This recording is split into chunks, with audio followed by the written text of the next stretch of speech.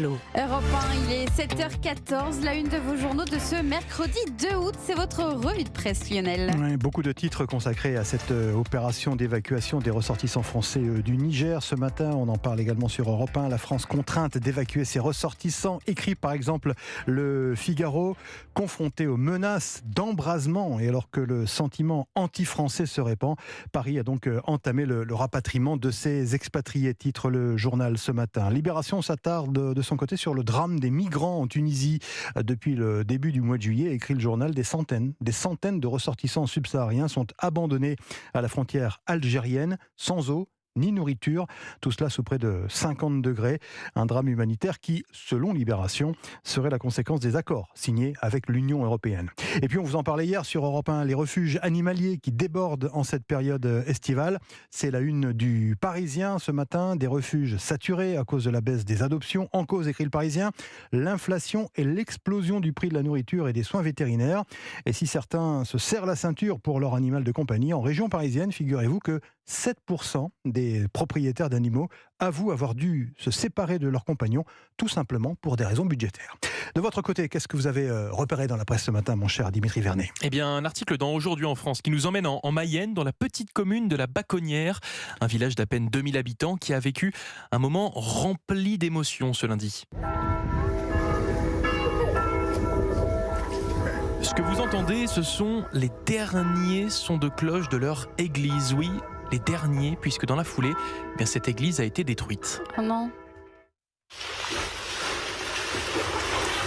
Et oui, l'édifice religieux vieux de 150 ans a été démoli sous les yeux remplis de tristesse d'une centaine d'habitants. Une destruction inévitable, car oui, cette église, fermée depuis 2014, était devenue trop fragile, posait des problèmes de sécurité. Il fallait donc la rénover, vous allez me dire. Eh bien, malheureusement, cette église n'était pas classée monument historique, et donc la facture était à la charge de la commune, sauf que les travaux étant estimés à 7,2 millions d'euros, soit 7 fois le budget annuel du village, le conseil municipal n'a pas eu d'autre choix que de démolir la bâtisse. Alors forcément, cette situation, elle interroge, notamment sur la préservation du patrimoine religieux français, surtout quand on sait que sur le territoire, plus de 5000 églises non classées monuments historiques sont en état de délabrement avancé. Si rien ne se passe, cette scène vécue en Mayenne ce lundi risque de se répéter encore et encore.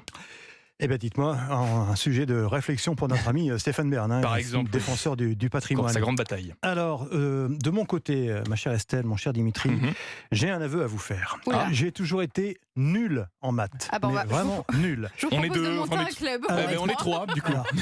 Et ben, ce qu'on lit ce matin dans le Figaro me fait penser, peut-être va vous faire penser, qu'on est peut-être passé à côté de brillantes études. Je m'explique. Une étude très sérieuse de la revue Educational Studies, parue en juin, nous apprend que la musique aide à l'apprentissage des mathématiques.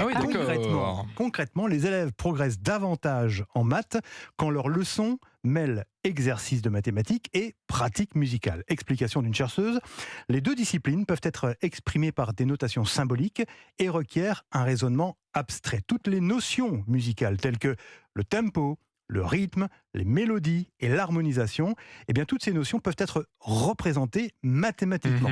Et c'est là que je me dis que j'aurais dû persévérer dans mon apprentissage sur la vieille guitare que m'avait donnée ma tante Marie-France quand j'avais 14 ans. Mais bon, c'est une autre histoire. D'ailleurs, un scientifique français interrogé par le Figaro confirme qu'une intégration de 2 heures de musique, d'apprentissage de musique dans les programmes scolaires, se traduisent par des effets positifs sur la réussite académique des enfants âgés entre 4 et 16 ans.